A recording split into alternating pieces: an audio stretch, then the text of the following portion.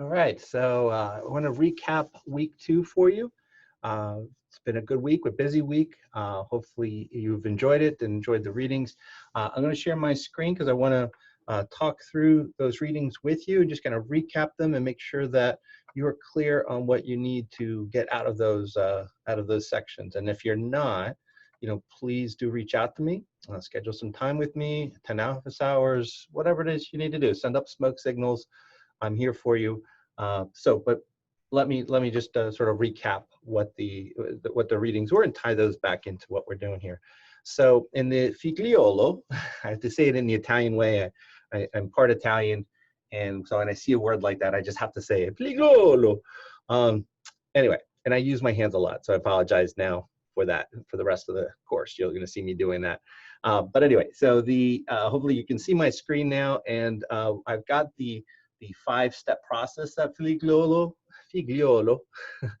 talks about. So prepare, decide, communicate, execute, then measure and adjust. And so preparation is really critical. It's what really separates good decision makers from bad decision makers. It's in this prepare step that good decision makers will take time to go out and get some input, right? Get some input from readings, from books, from experts, from quantitative data that they have in the organization that they can analyze and do some quick and dirty analysis to get some initial ideas, to qualitative data, going out and talking to people and getting input from different folks who are in different levels of the organization and different functions to get a sense of what's happening, right? To have a finger on the pulse of what's happening in the organization. So people who do that, leaders who do that, tend to make better decisions because they have more. They're working off of more information in the first place, so they have an advantage right out of the gate in making decisions. The second thing that they do is that they withhold judgment. They hold off on making a judgment about what the best decision is until they may have some working hypotheses, right? They think they may know, but they wait until they gather the data. They try to keep an open mind and see what the data is telling them, see what other people are telling them, gather perspectives, gather input from lots of different sources, and then work through a disciplined process of weighing the evidence to come up with a decision. So really great decision makers are great at holding off on making a final judgment about things until they've gotten the facts, right? And that, if you learn nothing else in this class, hopefully you will take that away. That if you're going to be HR analytics, or sports analytics, or whatever analytics and management majors, a core competency has to be a reliance on evidence-based decision making. Otherwise, what good are we, right? If we're analytics people who make decisions about things without having done some analysis. So gather input, keep an open mind, do a little bit of analysis, quick and dirty, back of napkin type analysis. Have some ways for you to weigh the different quality of the different inputs that you're getting, and be able to then have a set of core principles that guide you in your decision making of saying, okay, I'm going to make decisions based on what's best for the company, what's the right thing to do, or whatever your guiding principles are that help you make a decision. Again, the better decision makers have a core set of beliefs that guide their decision making that they apply to the evidence, to the data, and that helps keep their judgment consistent, even while it's still flexible and willing to move and flex based on the data that's coming in. So that preparation step is huge. And during that preparation step, you also want to decide, is this decision mine to make? Or is this a group decision that has to be made? Do I need to bring in other stakeholders to help make this decision? Because it may not be something that I can decide on and it affects everybody else. So you have to understand who to bring in, when to bring them in, and what role to assign them in that decision-making process, right? Are you simply advising? Are you doing some analysis? Are you reacting to a decision that we're going to make, that we're thinking about making? Or do you actually get the vote? Does your vote count in the decision making?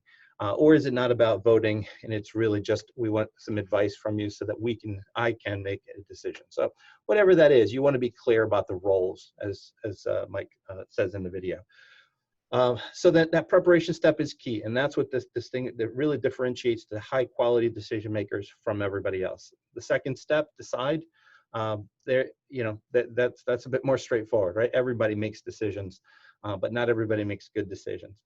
The third step is also another key one, just like prepare, is communicate your decision.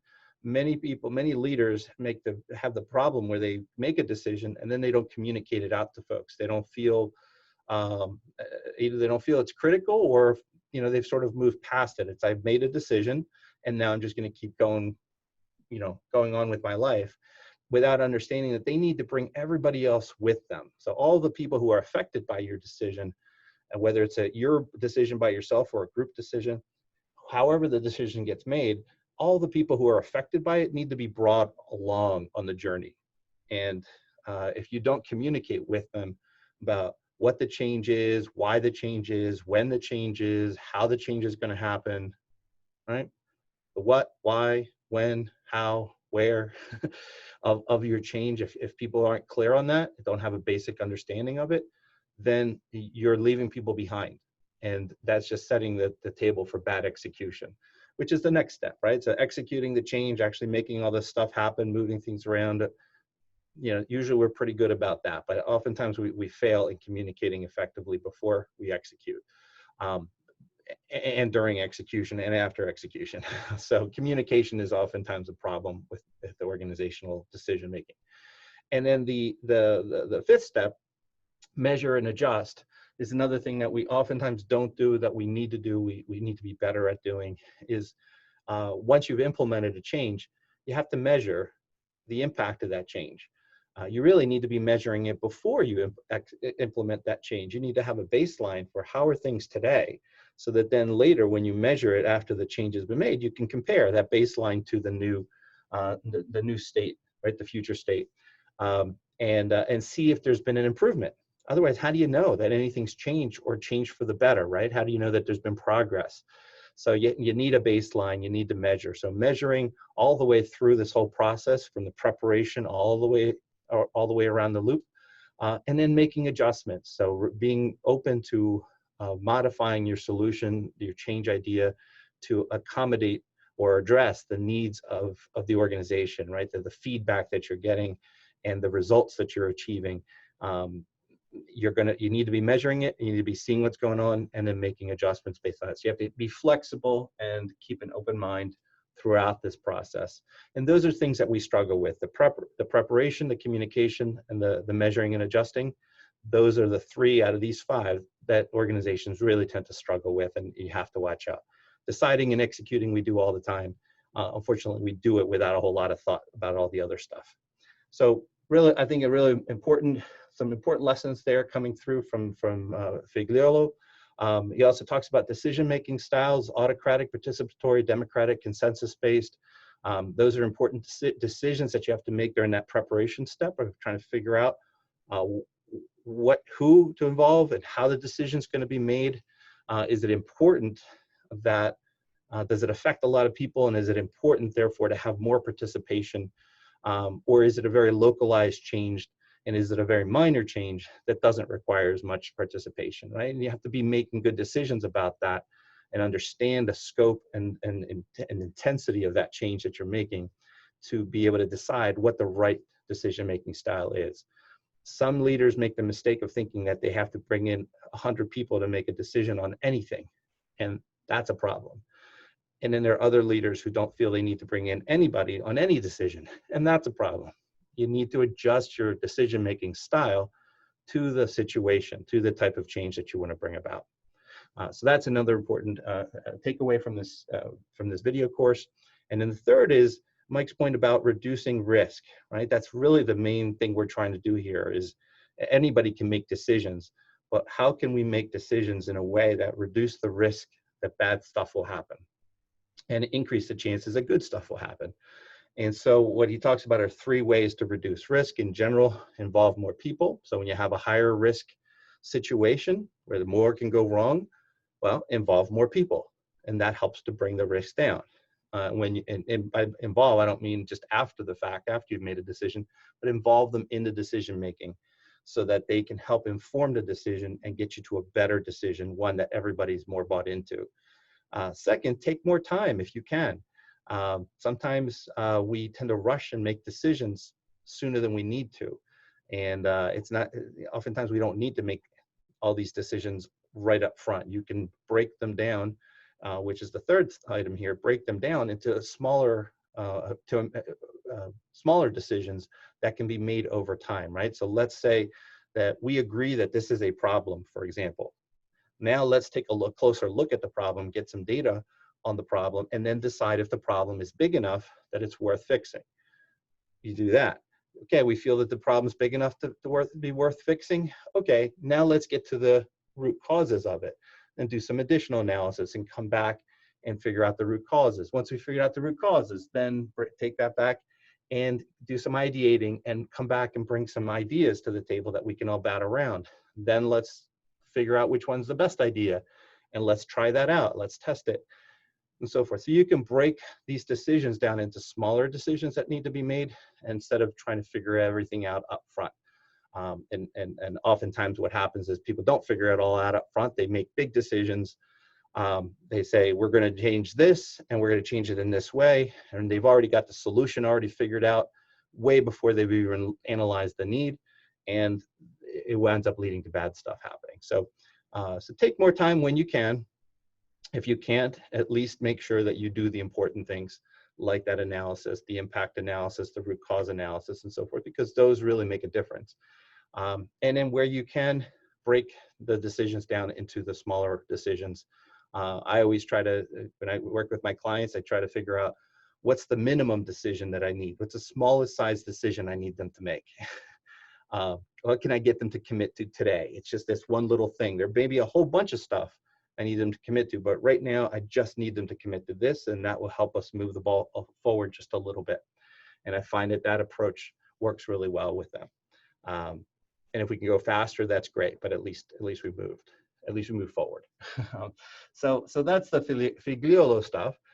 You also watched a course on Lean Six Sigma, and in particular, they talk about the DMAIC approach. You'll hear DMAIC mentioned a lot in Six Sigma circles.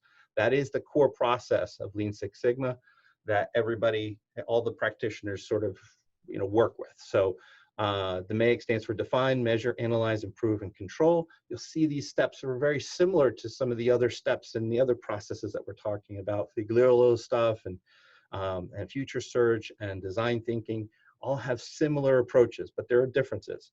So here, define is the very first step, define the problem. And in Lean Six Sigma, it's all very data-driven. So defining the problem is all about trying to find the variance in the data and where there are problems, like where productivity has gone down, customer service ratings have gone down, sales have gone down, profitability has gone down, waste has gone up, right? All these things, all these different measures, things that you can measure and you can analyze and quantify. They help you figure out what the problem is and define the scale of the problem and the location of the problem. And so that's really important in the DMAIC world, is being able to define and measure and analyze some set of data. But of course, not everything is easy to quantify or practical to quantify, and therefore sometimes with Lean Six Sigma, you can miss some stuff. Some of the feelings, the political dynamics, the socioeconomic dynamics, the different things that maybe would be difficult to quantify and include in your analysis, because you can't include everything. You can't quantify everything in the time that you have. So it can be very difficult to try to get to everything with just quantitative data. But the Lean Six Sigma folks do their best to try to capture everything. And then the fourth step is improve. Okay, so you've figured out what the problem is, you've measured it, you've analyzed it, you've defined the causes of the problem, the root cause of it. Now go ahead and implement the solution and verify that it worked. Of course, sometimes it doesn't work. And so it does require some iteration, just like we talked about in design thinking and elsewhere. And then the last step of the process is maintain the solution. So oftentimes with organizational change or changes of any sort, we make a change and then afterwards everything slips back to the old way of doing things. Like, I go on a diet, I lose weight for a little bit, and then as soon as I kind of take my foot off the gas, I slip off my diet and I start gaining weight again. And this is a process that repeats itself many times over the course of my life. And it's because I don't really have a good way to maintain the solution, to keep myself on that diet long term and maintain the discipline all throughout the year, every year. So, but with DMAIC, that's an important part of the process, is establishing the controls, right? And those controls become permanent measures that you have in place, and set of protocols and steering committees and so forth that are in charge of maintaining that process and that solution, so that we don't slip back, right? Their job is to keep us from slipping back. So that's DMAIC, very important model, process for you to be aware of. Lean Six Sigma is a very influential model that's used a lot in organizations for all types. So excellent approach and set of tools that you should be aware of. The next was future search. So Weisbord and Janoff, and I know Sandra Janoff personally, and I know that they've done, they've used the future search process in many organizations to do all sorts of incredible things, from stopping civil wars to helping to stitch together NATO and keep it stitched together, and the UN, and to helping to reduce crime, violence, drug trafficking, all sorts of different things that they've done with it. And of course, they have used it in businesses and in government and so forth to help improve how those organizations work. And it's a really remarkable story that I encourage you to spend time on at your leisure. But future search, the process starts with the past, with recalling the past, right? And you bring a bunch of people together. These people are representative of all the key stakeholders involved. They were trying to reduce child trafficking in civil wars in Africa. They brought together the heads of the different militias that were fighting with each other and asked them to put their guns down for a little bit so that they could sit down together and work through this future search process. That's the kind of thing that we're talking about here, is bringing everybody who has a stake in it and is directly involved in this process, whatever it is, bring them together so that they can have some input on defining the problem and solving the problem. So recalling the past, examining the present. So what was, how did we get to where we are today? And then thinking about the different future states of possible future scenarios that we come up for ourselves, right? What could it look like if we stopped trafficking children, if we stopped arming and turning children into soldiers, if we stopped having civil wars, if we stopped this, if we stopped that, if we did this instead of that, what could it look like in the future? And then we agree on what a future state, a desirable future state could look like for us, which is harder than you might think. But if you can get everybody in the room to agree to that, it's tremendously powerful, because now we're all shooting towards the same goal. We all have a common reference point. Even if yesterday we were shooting at each other, and maybe tomorrow we'll be shooting at each other, but at least we can all agree on one thing. And then based on that common ground that you've developed, then you spin off from that a bunch of different task forces that are in charge of different projects and implementing different parts of that vision of the future state, and executing on the various action plans, and then reporting back to each other. So that's generally how the process works. And you can implement that kind of thinking, that participatory decision-making, on a large scale or on a small scale. You can do it at your department level. You can do it at the company level. It really is a flexible approach that can be used in a lot of different ways. So I wanted to make sure to introduce you to that, because it highlights the importance of getting people's perspectives on things and getting their buy-in. When you have buy-in, you're halfway there towards implementing your change, right? Most of change management is about getting people to buy into an idea and change what they're doing. Future search gets you there faster than most other approaches do. So that's future search. So you see very different perspectives. DMAIC, very focused on data, quantitative, making a rational case, business case for something. Future search is all about getting people involved and expressing their feelings, their thoughts, their visions, their anxieties. and their hopes for the future. And from that, forging some sort of a common ground, a consensus view of things, and carrying that forward into implementation. So very different approaches. The fourth reading had to do with human-centered design.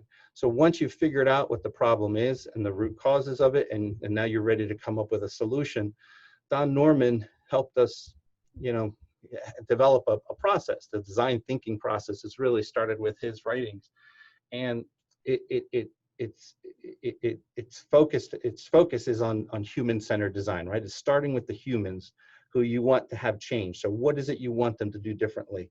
He helped design the iPhone.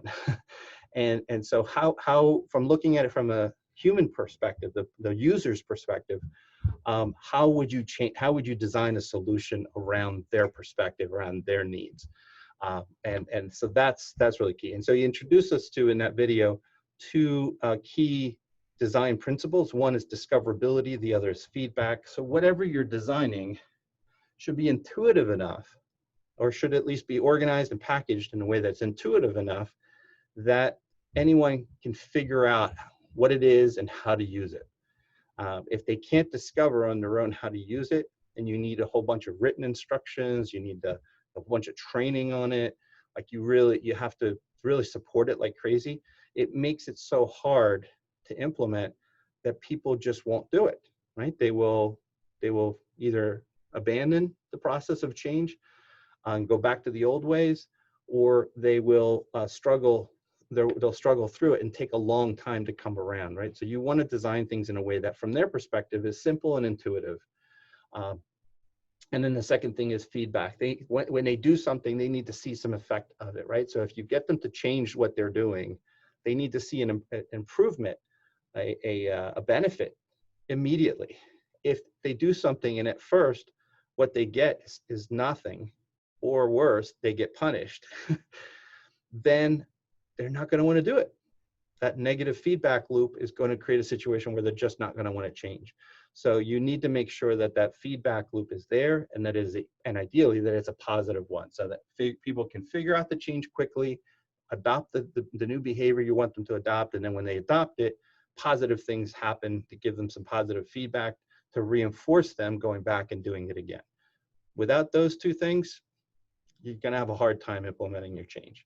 So I wanted to make sure to introduce you to those concepts early on. Make sure that you incorporate the design thinking process and these discoverability and feedback into your thinking and the brainstorming around the solution that you're going to come up with, and the different components of it, and how you're going to organize and package that for the people in your organization, so that for them it is an intuitive process that you're asking of them. So that's the readings for this week. Hope you found them helpful. Hope you can then now tie those back into your project, your team project, where you are working on your business case and coming up with your, doing your needs analysis and doing the problem definition, the impact analysis, the root cause analysis, and then coming up with your design, your change idea, and all the components related to that. So hopefully these readings and the discussion we've had will help you with that. If you have any questions, you have any concerns, think something's not clicking, please reach out to me, okay? Thank you so much. Take care.